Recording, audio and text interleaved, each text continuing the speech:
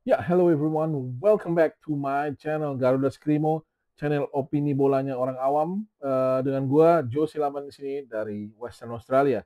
Seperti biasa, eh, tadi malam sudah keluar Garuda Calling untuk round 4 ya. Cukup menarik Garuda Calling ini karena sebenarnya saya sudah menunggu beberapa hari terakhir dan saya pikir ini mungkin waktunya, tapi saya nggak nyangka bahwa diumumkan oleh Instagram atau sosial medianya PSSI itu tadi malam ya, sehingga uh, sosial media timnas Indonesia ya, sosial media timnas Indonesia di Instagramnya timnas Indonesia itu tadi malam. Dan beberapa kejutan yang kita lihat adalah pertama, tidak adanya nama Nadeo Argawinata di barisan kiper, yang menurut saya ya tidak terlalu berpengaruh dalam keadaan tim. Hanya saja mungkin kalau kita lihat penampilan di Liga, Nadio jauh lebih stabil daripada Hernando Ari. Namun Hernando Ari pun ada di posisi kiper ketiga, jadi saya pikir tidak terlalu masalah. Kemudian tidak adanya nama Pratama Arhan dan Asnawi Mangku Alam, ya. Kemudian tidak ada nama Ivar Jenner di situ. Dan yang paling cukup mengagetkan sebenarnya adalah Marcelino Ferdinand ya. Marcelino Ferdinand. Mace Hilgers juga tidak dipanggil, tapi kita semua tahu bahwa Mace sedang dalam masalah di klubnya. Tidak dimainkan dalam 5 pertandingan terakhir dan dibekukan karena masalah negosiasi kontraknya. Kita berharap semua yang terbaik untuk, terutama untuk Mace Hilgers, segera menemukan klub baru atau menemukan jalan keluar dalam permasalahan atau ya kebuntuan yang dialami saat ini di klubnya gitu. Marcelino mudah-mudahan segera bisa kembali ke timnas. Sudah cukup lama tidak punya menit bermain yang nyata ya, semenjak partai terakhir Oxford United mungkin sekitar bulan Mei lalu ya, di Championship, dan sekarang dipinjamkan ke AS Trencin dan belum bermain sampai saat ini juga karena dikabarkan sedang cedera. Jadi cukup benar. Tidak adanya nama Adrian Wibowo kali ini menurut saya tidak terlalu besar, karena memang saya sangat excited melihat Adrian Wibowo bisa masuk ke timnas, tapi mungkin memang Adrian masih butuh banyak jam terbang juga di LAFC, dan kita berharap dia terus mengembangkan kemampuannya dan keahliannya di LAFC sehingga bisa berkontribusi langsung ke timnas senior menurut saya, tanpa harus melewati timnas junior kalau perlu ya. Karena memang kita membutuhkan pemain-pemain yang matang dalam kompetisi yang cukup keras seperti MLS dan Adrian Wibowo. Oke, mari kita mulai dengan yang pertama menurut saya ya. Barisan kiper kita lihat Martin Paes di situ. Martin Paes baru saja kembali dari cedera. Kemudian ada Emil Audero yang sedang bersinar terang di Serie A Italia saat ini, menjadi highlight. Ada Hernando Ari kita lihat, dan ya tiga kiper. Jadi kalau saya melihat susunan tiga kiper ini, saya sudah mulai membayangkan bahwa Patrick Kluivert dan timnya sudah mulai menemukan format pemain-pemain mana yang dia mau.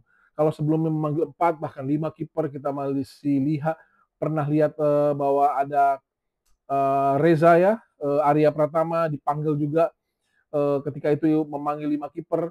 Sekarang sepertinya Short Woodenberg sudah lebih matang, memerlukan 3 kiper yang menjadi sebuah kerangka tim NAS yang mungkin akan berlangsung ke depan lama, apalagi jika Indonesia lolos ke Piala Dunia 2026 ya. Kemudian di lini belakang ada Justin Hubner, kita lihat Jay Itzes, Rizky Ridho, Jordi Amat, dan Kevin Dix ya. Ini kita lebih melihat ke barisan yang bisa memenuhi barisan tengah di depan gawang, baik Indonesia bermain dengan 4 back dan berarti 2 center back atau 3 center back ya.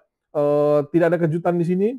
Jordi Amat masih tetap dipanggil karena Jordi sangat fit, kita lihat ya, bermain 5 kali, mungkin sekitar 5 kali kalau tidak salah untuk Persija, dan hampir selalu main 90 menit ya. Rizky Ridho juga bermain sangat baik dengan Persija, dan beberapa kali di switch ke left back, jadi mungkin punya pengalaman yang lebih juga. Kevin Dix, Jay Inces kita sudah tidak perlu pertanyakan lagi. Uh, ya, itu barisan belakang ke timnas Indonesia ya, yang menurut saya siapapun yang akan dipasang, walaupun saya menjagokan Jay Inces dan Kevin Dix untuk Patrick Kluivert bermain 4 back, namun jika memang harus bermain dengan 5 back, saya pikir kemungkinan besar kembali ke formasi Rizky Ridho, Jaces dan Justin Hubner ya. Dan Diggs akan dilempar ke ke kanan. Tapi kalau jika bermain dengan 2 center back, saya pikir Jay Itzes dan Kevin Dix yang akan ada di situ, ya. Kemudian berikutnya di sisi kanan dan kiri ya, winger ada Sandy Walsh, ada Kevin Verdonk, Dean James dan Yance Sayuri. Ya, Yance Sayuri di situ. Itu untuk posisi back, dan ya seperti biasa di kiri ada persaingan Dean James dengan Calvin Verdonk, dan di kanan ada Sandy Walsh dan Yance Sayuri. Saya berpikir lebih berat akan memasang Sandy Walsh dengan semakin rutinnya dia bermain di situ. Kemudian juga di kiri kita lupa ada Shane Patinama dan Eliano Reinders juga di winger yang bisa sangat versatile. Seperti dikatakan, Eliano ini sangat versatile dan ibaratnya dia disuruh main di mana aja bisa ya. Bahkan mungkin center back gitu loh, kita juga belum pernah tahu gitu loh. Tapi ya sungguh menarik kali ini. Kemudian Shane Patinama, winger yang sedang kembali naik daun dan kembali bersinar di Liga Thailand, saya pikir suatu langkah yang sangat baik. Walaupun ya liganya adalah Liga Thai League ya, dibandingkan liga-liga Eropa mungkin masih di bawahnya, tapi Shane seperti menemukan kembali ritme permainannya. Shane menemukan kembali aura dari permainannya yang lugas, tajam, dan berani menyerang ya. Sangat baik bermain di Buriram United. Terakhir kali mereka mengalahkan Bangkok United dan memberikan 1 assist ya. Kemudian ada Nathan Chuaon, pemain serba bisa. Nah, cukup menarik. Nathan ini aslinya adalah back kiri, tapi kemudian banyak dimainkan sebagai pemain tengah, baik itu DM atau CM oleh Sintayong, dan di klubnya beberapa pertandingan terakhir Nathan ini banyak bermain sebagai left winger di depan. Jadi sungguh saya pikir Nathan ini bakat yang sangat baik, dan saya sangat cukup bahagia dan senang melihat dia mendapatkan klub yang menghargai dan bisa dibilang apa ya, memperhatikan, melihat talentanya dan memberikan kesempatan itu kepada Nathan. Sehingga sekarang kita punya pemain yang menurut saya sangat fit untuk bermain menjadi starter ya. Kemudian Tom Haye. Tom Haye seperti biasa, tidak ada kejutan lain. Berikutnya Joey Pelupessy ada di situ. Mark Locke kembali dipanggil. Nah, bagi saya Mark Locke ini sangat penting kalau memang Indonesia harus bermain dengan pola 4-3-3. Saya menjagokan di tengah ini justru adalah Joey Pelupessy, Tom Haye, dan Mark Locke untuk starting. Karena apa? Karena Mark Locke adalah tipe pemain yang bisa datang dari second line untuk mencetak gol. Dan saya lihat motivasi dia sangat luar biasa. Saya menghargai sekali kemampuan Mark Locke dan keinginan dan passionnya dalam membela timnas Indonesia ya. Kemudian ada Kakak Ricky Kambuaya di situ. Kakak Ricky luar biasa, tetap masuk. Ini menjadi opsi juga di lini tengah. Mungkin saja kalau memang Tom Haye masih dianggap kurang fit, mungkin saja Kakak Ricky yang akan menggantikan Tom di situ bersama Mark Locke dan Joey Pelupessy ya. Kemudian ada Beckham Putra kembali dipanggil. Beckham saya pikir sangat berguna sebagai backup ya. Kemungkinan besar untuk bermain melawan tim seperti Arab Saudi jika pemain Arab Saudi sudah mulai lelah, dan kita juga sudah mulai lelah seperti Tom Haye. Beckham bisa masuk menggantikan itu dan mulai mengacak-acak saya bilang lini pertahanan Arab Saudi tentunya. Kemudian Stefano Lillipali di kiri dan Ragnar Oratwangun. Bagi saya ini adalah jika harus memilih ya sudah pasti saya pilih Ragnar di sebelah kiri. Namun Stefano punya sesuatu yang tidak dimiliki banyak pemain, yaitu unpredictable movement dan unpredictable momentum yang bisa dia ciptakan. Jadi saya pikir seperti cuplikan beberapa video beberapa hari yang lalu, beberapa waktu yang lalu di salah satu sosial media PSSI ya, ketika Patrick Kluivert mengatakan bahwa pemain-pemain senior itu dibutuhkan dalam tim ini untuk apa? Membagikan pengalaman, membagikan optimisme bahkan menurut saya, karena mereka sudah mengalami banyak situasi di mana mereka tertinggal, mereka bisa menyamakan, bahkan mereka bisa menang. Jadi pengalaman-pengalaman seperti ini akan sangat berguna di round 4. Ya, saya tidak berharap Indonesia akan ketinggalan gol, tapi pemain-pemain seperti Lillipali ini ingat ketika di Asian Games 2018. Lillipali mencetakkan gol penyama Indonesia melawan UAE walaupun Indonesia harus kalah di penalti. Tapi benar-benar lihat bagaimana unpredictable-nya Lillipali di situ masuk dan jadi dia tetap berguna, cuma saya pikir untuk menggedor pertahanan Arab Saudi dan Irak dari awal, Ragnar Oratmangun adalah orang yang sangat tepat. Kemudian Miliano Jonathans, tidak lain dan tidak bukan di sisi kanan. Saya pikir Miliano Jonathans inilah yang tepat, di backup oleh Egy Maulana Fikri, karena Egy juga memang seperti dibilang tipe Stefano Lillipali, tipe-tipe yang bisa merubah pertandingan, istilah game changer.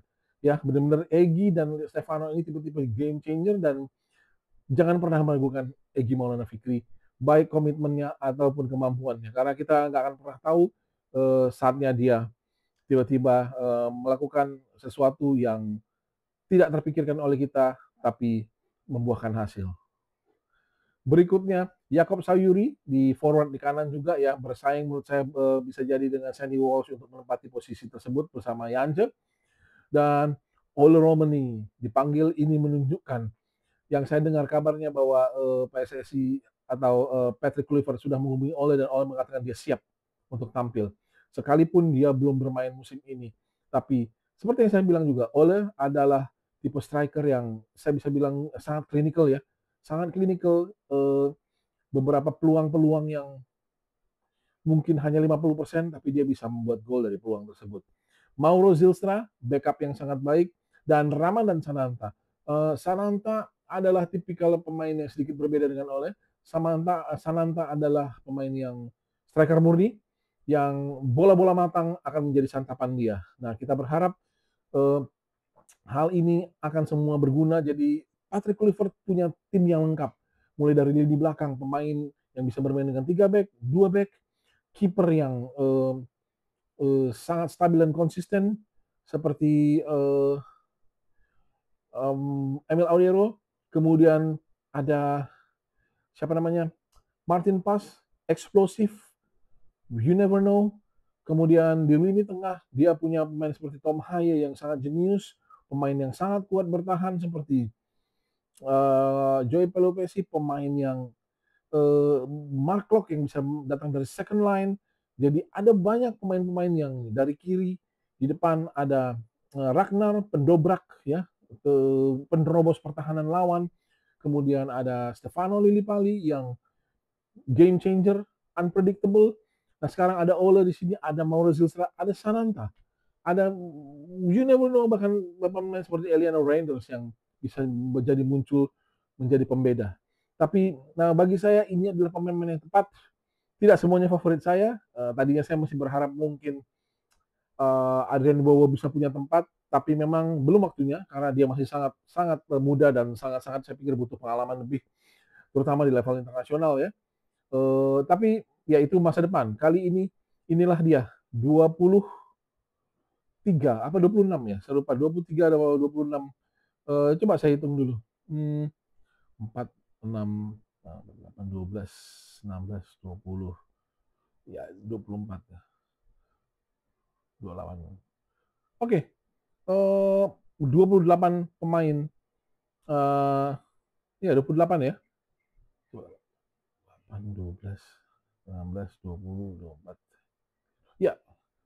28 pemain yang bisa menentukan langkah Indonesia, yang akan, saya punya optimisme besar, akan mengantar Indonesia menuju Piala Dunia 2026. Piala Dunia pertama Indonesia sebagai bangsa dan sebagai entitas ya, Indonesia pertama kalinya ya dihantarkan oleh anak-anak bangsa yang memiliki darah Indonesia.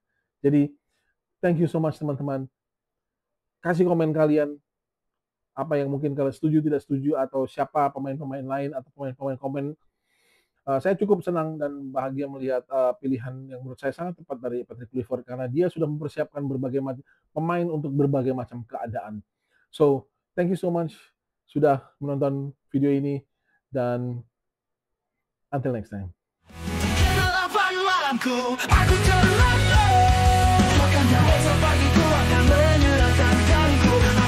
Indonesia menang lagi.